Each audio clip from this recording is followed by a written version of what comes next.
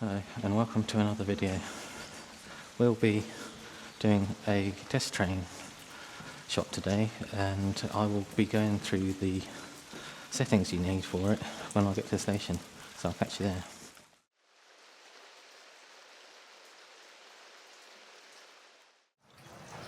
Right, we're here at Brownston station once again, one of my favourites.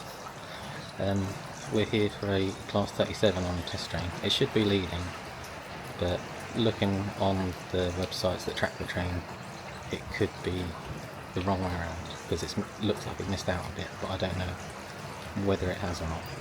So hopefully, but what I'm showing doesn't really matter, so it's all for the showing stuff, really, isn't it? Anyway, the thing I'm gonna show you is the importance of using the user settings on top.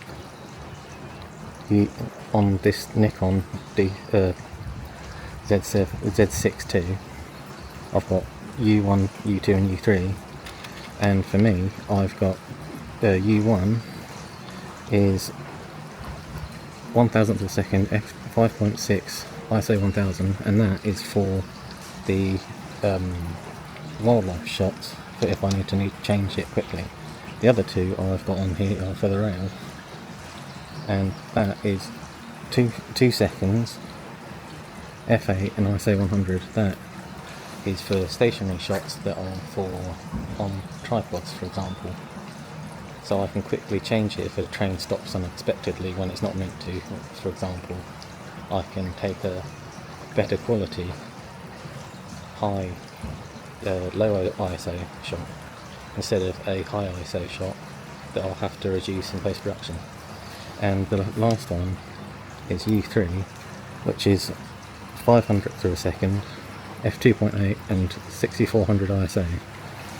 And I've put it at 500th because ideally you want to have 10 times the line speed, or whatever you're taking a picture of. Say at cars, whatever, it'd be 50 miles an hour.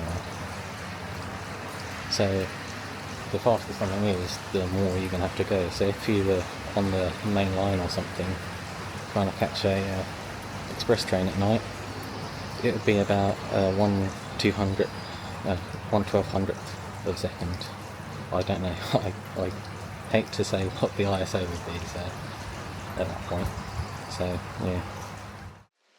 When using custom settings like this, it's best to see them as a starting point to get you in the right area, rather than trying to change a lot of settings drastically, saving you precious seconds when time is tight.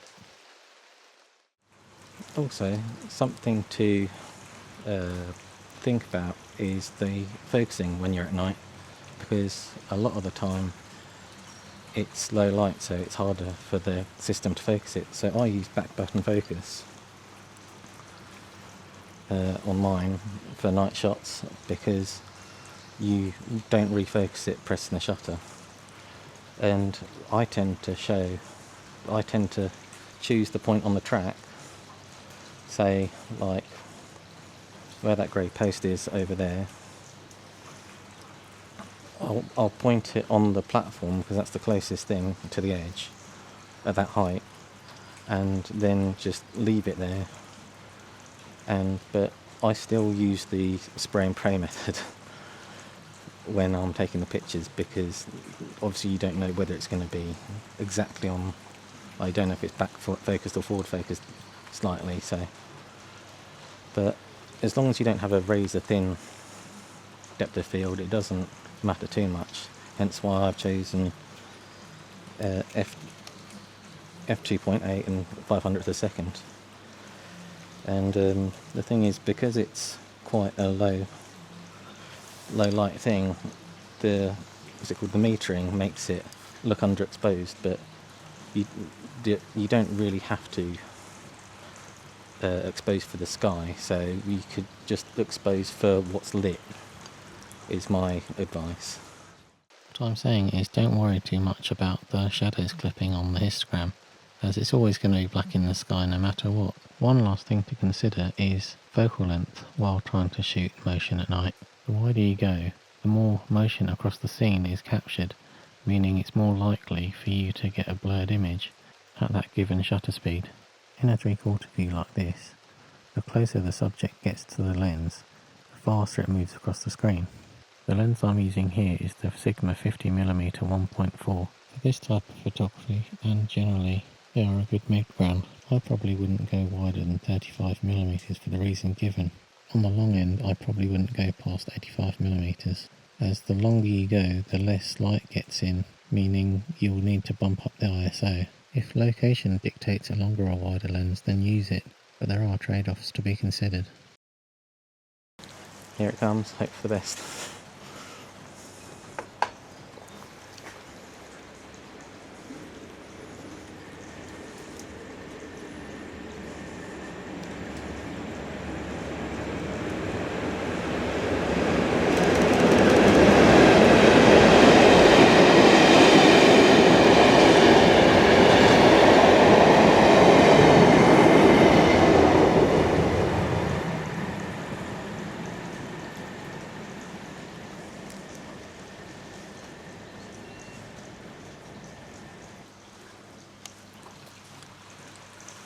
I seem to have got it, and as you've seen, thankfully the loco was on the front. So last time I actually got it, the loco,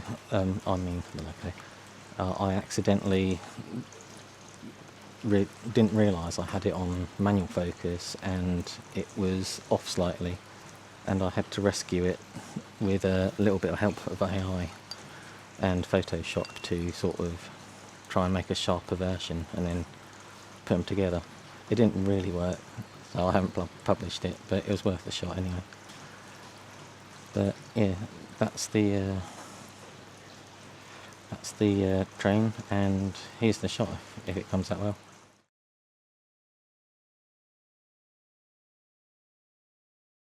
It does look like it has come out well, and the soggy weather this evening has added a bit of atmosphere, which you don't usually get, but right now it's been raining for a few weeks straight. So anyway, I hope you like the video, like, comment, subscribe and all that good stuff, and I'll see you next time.